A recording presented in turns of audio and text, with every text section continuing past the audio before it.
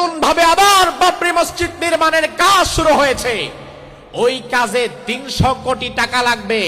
Already গতকালকে একজন মুসলমান ব্যক্তি ৮০ কোটি টাকা দিয়ে দিয়েছে।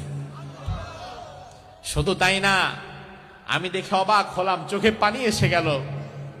মুরব্বী, বৃদ্ধ, বৃদ্ধা মানুষ, বাচ্চা মানুষ পর্যন্ত ৩০০-৪০০ মাইল ৫০০ মাইল দূর থেকে কাঁধে করে, মাথায় করে ২টা, ৪টা, ৫টা ইট, ১ বস্তা সিমেন্ট, 2টা ইট গামছার ২ দিকে বেঁধে এরপরে এসেছে।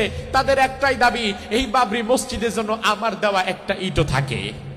৩০ বছর আগে ১৯৯২ সালে বাবরি মসজিদকে তারা শহীদ করেছিল। বাবরি মসজিদ ভেঙে চুরমাচুর করে দিয়েছিল। আজ ২০২৫ সালে নতুন ভাবে মুর্শিদাবাদে আবার বাবরি মসজিদ নির্মাণের কাজ হচ্ছে। আমরা আমাদের প্রতিটি মুসলমানের সমর্থন সেই বাবরি মসজিদের প্রতি দিয়ে রাখলাম। ভবিষ্যতে ভারতের কোন জালিম যদি নতুন বাবরি মসজিদের দিকে হাত তুলে, বাংলাদেশের বর্ডার খুলে দিয়ে মুসলমানেরা বাবরি মসজিদ রক্ষার্থে কারা কারা এগিয়ে যাবে, 2 হাত তুলে আল্লাহরে দেখা।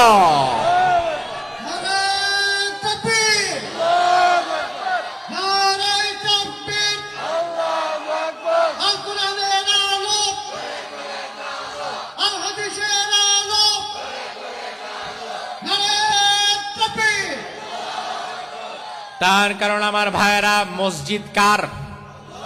আরো জোরে। মসজিদ কি নরেন্দ্র মোদীর বাপের সম্পত্তি? বাবরি মসজিদ ভেঙেছিলে তোমরা ৩৩ বছর আগে। তার প্রতিবাদে আমরা কোন মন্দির বাংলাদেশে ভাঙি নাই, আজও ভাঙবো না। তার কারণ বাংলাদেশের হিন্দুদের সাথে আমাদের কোনো শত্রুতা নাই। আমরা বাংলাদেশের হিন্দুদেরকে পিটায় ভারতে পাঠাই নাই, পাঠাবো না। কারণ সৌহার্দ্য সম্প্রীতির দেশ বাংলাদেশ, ঠিক কিনা? আপনাদের কসবা বাজারে একই সাথে মুসলমানের দোকান, পাশে আবার হিন্দুর দোকান আছে না নাই? ওই হিন্দু কি ব্যবসা করে না? খায় না? তো আমরা যদি হিন্দুদেরকে এক চেটিয়া এক ঘরে করে দিতাম, তাইলে হিন্দু কি ব্যবসা করে টিকতে পারত? কারণ হিন্দুর দোকানে যে জিনিস, পাশের মুসলমানের দোকানে তো একই জিনিস আছে। তারপরেও আমি হিন্দুর দোকানে কেন যাই? কারণ আমাদের মধ্যে কোনো জাতপাতের ব্যবধান আমরা করি না। সামাজিক সম্প্রীতি সৌহার্দ্যের অন্যতম নজির বাংলাদেশ। তবে এই কথাও ঠিক, মসজিদের উপরে আঘাত আনা মানে হচ্ছে আমার কলিজার উপরে আঘাত আনা। মসজিদটা দুনিয়ার কারো বাবার সম্পদ না। মসজিদ কার ঘর? আরো জোরে কন। আল্লাহ বললেন, ওয়া আন্নাল মাসাজিদা লিল্লাহি ফালা তাদউ মাআল্লাহি আহাদা। মসজিদ আমি আল্লাহর ঘর। মসজিদে নতুন ভাবে আর কাউকে ডেকো না। তাইলে দুনিয়ার কোন মানুষ যদি মসজিদের উপরে আঘাত হানে, ওই আঘাতকে প্রতিহত করার জন্য 200 কোটি মুসলমানের এক হয়ে যাওয়ার দরকার আছে না নাই? 1528 খ্রিস্টাব্দে বাবরি মসজিদ তৈরি হলো। জহিরুদ্দিন মোহাম্মদ বাবর তৈরি করলেন। লক্ষ লক্ষ মুসলমান সেখানে একসাথে নামাজ আদায় করতে পারে। অবশেষে 464 বছর পর 1992 সালে কিছু হিন্দু পণ্ডিত নাকি স্বপ্নে দেখছে এই মুসলমানদের মসজিদের নিচে রামের জন্মস্থান, এখানে রাম মন্দির ছিল আগে, এই জন্য এখন আর আমরা এই মসজিদকে টিকিয়ে রাখবো না, এই মসজিদকে ভেঙে চুরমাচুর করে আবার রাম মন্দির নির্মাণ করা লাগবে। ওই নিছক ভুয়া মিথ্যা স্বপ্নের ভিত্তিতে 464 বছর পুরনো মুসলমানদের ঐতিহ্যবাহী বাবরি মসজিদকে ভেঙে চুরমাচুর করে দিয়েছিল হিন্দুত্ববাদী অপশক্তি জালিমেরা 1992 সালে। মুসলমানেরা কত কেঁদেছে, কত আন্দোলন করেছে, মার খেয়েছে। বাবরি মসজিদকে তারা টিকাতে পারে নাই, বাঁচাতে পারে নাই।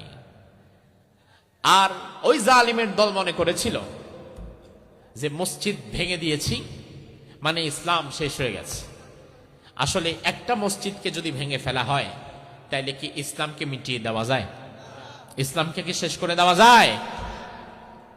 আলহামদুলিল্লাহ 33 বছর পর গতকাল ভারতের মুর্শিদাবাদে আল্লাহর আরেক গোলাম হুমায়ুন কবির তার নাম, তার নেতৃত্বে নতুন ভাবে আবার বাবরি মসজিদ নির্মাণের কাজ শুরু হয়েছে। ওই কাজে 300 কোটি টাকা লাগবে। অলরেডি গতকালকে একজন মুসলমান ব্যক্তি 80 কোটি টাকা দিয়ে দিছে। শুধু তাই না, আমি দেখে অবাক হলাম, চোখে পানি এসে গেল। মুরব্বী, বৃদ্ধ, বৃদ্ধা মানুষ, বাচ্চা মানুষ পর্যন্ত 300-400 মাইল 500 মাইল দূর থেকে কাঁধে করে, মাথায় করে 2টা 4টা 5টা ইট, 1 বস্তা সিমেন্ট, 2টা ইট গামছার 2 দিকে বেঁধে এরপরে এসেছে।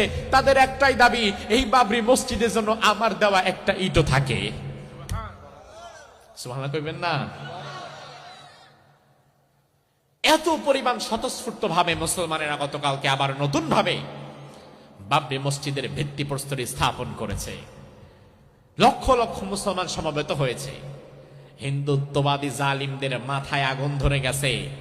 নতুন ভাবে তারা আবার নতুন বাবরি মসজিদের এই পরিকল্পনা ধ্বংস করে দেওয়ার জন্য পায়তারা করছে। আমার মুসলমান ভাইরা, 33 বছর আগে 1992 সালে বাবরি মসজিদকে তারা শহীদ করেছিল। বাবরি মসজিদ ভেঙে চুরমাচুর করে দিয়েছিল। আজ 2025 সালে নতুন ভাবে মুর্শিদাবাদে আবার বাবরি মসজিদ নির্মাণের কাজ হচ্ছে। আমরা আমাদের প্রতিটি মুসলমানের সমর্থন সেই বাবরি মসজিদের প্রতি দিয়ে রাখলাম। ভবিষ্যতে ভারতের কোন জালিম যদি নতুন বাবরি মসজিদের দিকে হাত তুলে, বাংলাদেশের বর্ডার খুলে দিয়ে মুসলমানেরা বাবরি মসজিদ রক্ষার্থে কারা কারা এগিয়ে যাবে, 2 হাত তুলে আল্লাহরে দেখা।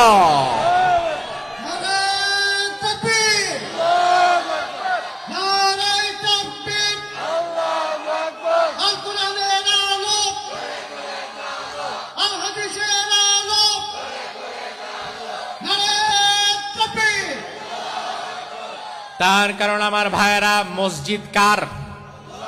আরো জোরে। মসজিদ কি নরেন্দ্র মোদীর বাপের সম্পত্তি? বাবরি মসজিদ ভেঙেছিলে তোমরা 33 বছর আগে। তার প্রতিবাদে আমরা কোন মন্দির বাংলাদেশে ভাঙি না, আজও ভাঙবো না। তার কারণ বাংলাদেশের হিন্দুদের সাথে আমাদের কোনো শত্রুতা নাই। আমরা বাংলাদেশের হিন্দুদেরকে পিটায় ভারতে পাঠাই নাই, পাঠাবো না। কারণ সৌহার্দ্য সম্প্রীতির দেশ বাংলাদেশ, ঠিক কিনা? আপনাদের কসবা বাজারে একই সাথে মুসলমানের দোকান, পাশে আবার হিন্দুর দোকান আছে না নাই? ওই হিন্দু কি ব্যবসা করে না? খায় না? তো আমরা যদি হিন্দুদেরকে এক চেটিয়া এক ঘরে করে দিতাম, তাইলে হিন্দু কি ব্যবসা করে টিকতে পারতো? কারণ হিন্দুর দোকানে যে জিনিস, পাশের মুসলমানের দোকানে তো একই জিনিস আছে। তারপরেও আমি হিন্দুর দোকানে কেন যাই? কারণ আমাদের মধ্যে কোনো জাতপাতের ব্যবধান আমরা করি না। সামাজিক সম্প্রীতি সৌহার্দ্যের অন্যতম নজির বাংলাদেশ। তবে এই কথাও ঠিক, মসজিদের উপরে আঘাত আনা মানে হচ্ছে আমার কলিজার উপরে আঘাত আনা। মসজিদটা দুনিয়ার কারো বাবার সম্পদ না। মসজিদ কার ঘর? আরো জোরে কন। আল্লাহ বললেন, ওয়া আন্নাল মাসাজিদা লিল্লাহি ফালা তাদউ মাআল্লাহি আহাদা। মসজিদ আমি আল্লাহর, আমি আল্লাহর ঘর। মসজিদে নতুন ভাবে আর কাউকে ডেকো না। তাইলে দুনিয়ার কোন মানুষ যদি মসজিদের উপরে আঘাত হানে, ওই আঘাতকে প্রতিহত করার জন্য 200 কোটি মুসলমানের এক হয়ে যাওয়ার দরকার আছে না নাই? কিন্তু দুর্ভাগ্যজনক বিষয় হচ্ছে 200 কোটি মুসলমান কিন্তু দেখবেন এক হবে না। কিছু মুনাফিক মুসলমান আছে, তারা বলবে এত ঝামেলায় আমরা নাই। ও মনে করে আমার মসজিদ যেহেতু ঠিক আছে, তাইলে আর আরেকজনের মসজিদ নিয়ে মাথা ঘামানোর দরকার কি? আসলে গোটা পৃথিবীতে মুসলমানরা এখন নির্যাতিত, নিষ্পেষিত, লাঞ্ছিত, বঞ্চিত। তার কারণে মুনাফিকেরা মুসলমান, গোটা পৃথিবীর 200 কোটি মুসলমান যদি আজকে ঐক্যবদ্ধভাবে দাঁড়িয়ে যাওয়ার সিদ্ধান্ত নিত, তাইলে বাবরি মসজিদ তো ভালো, ফিলিস্তিনের আল আকসাও তো আমাদের হাতেই থাকতো। আমি গত রমজানে ছিলাম মিশরে। বাংলাদেশের বর্ডারের পরেই যেমন ইন্ডিয়া, মিশরের বর্ডারের পাশেই ফিলিস্তিন। ফিলিস্তিনি ভাইদের ওখানে আমি 5 দিন ছিলাম। এই রমজানে 5 দিন অসংখ্য ফিলিস্তিনি মাজলুম ভাইদেরকে আমরা ইফতার করিয়েছি, খাইয়েছি, ঈদ সামগ্রী দিয়েছি। ওই ফিলিস্তিনের মুসলমানদের চোখে এত পরিমাণ কান্না আমি দেখলাম। আপনাদের অনেকের ঘরে হয়তো 1-1.5 বছর, 2 বছর, 2.5 বছর, 3-4 বছরের ছোট বাচ্চা আছে। ফিলিস্তিনের সেই মিশরের বর্ডারের পাশে বাংলাদেশে যেমন কিছু রোহিঙ্গা বাসাবাদী থাকে, মিশরের বর্ডারেও ফিলিস্তিনের কিছু ভাই উদ্বাস্তু হিসাবে তারা তাঁবুটা নিয়ে রয়েছে। সেখানে আমি এমন হাজার হাজার বাচ্চা দেখলাম যাদের বয়স 2 বছর, 3, 4, 5 বছরের মধ্যে, ছোট ছোট বাচ্চা, যাদের চেহারার সৌন্দর্য চাঁদের সৌন্দর্যকে হার মানায়। কারণ ফিলিস্তিনের মানুষ বাই নেচার তারা এমনি সুন্দর। আমি দেখলাম এমন হাজার হাজার বাচ্চা, ছোট ছোট বাচ্চা, নিজের খাবার নিজে মুখে তুলে খাওয়াটাও শিখে নাই। ওই অবস্থার মধ্যে তাদের দুনিয়াতে মাও নাই, তাদের বাবাও নাই।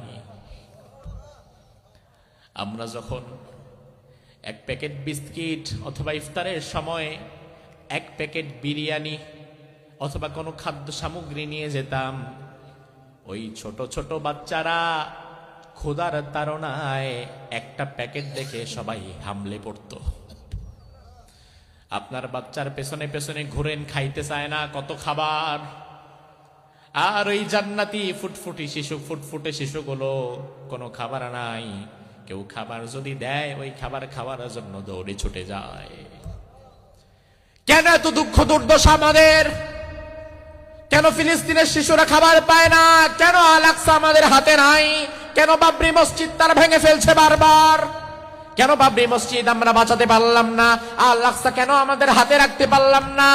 তার কারণ হচ্ছে মুসলমানদের মধ্যে এখন ঘাপটি মেরে বসে থাকা কিছু মুনাফিক তৈরি হয়ে গেছে, যারা মসজিদে যাবে, নামাজ পড়বে, জিকির আজগার করবে, কিন্তু তার সামনে অন্যায় হবে, জুলুম হবে, ওই জুলুমে বাধা দেওয়ার মতো মানসিকতা এখন আর তার নাই।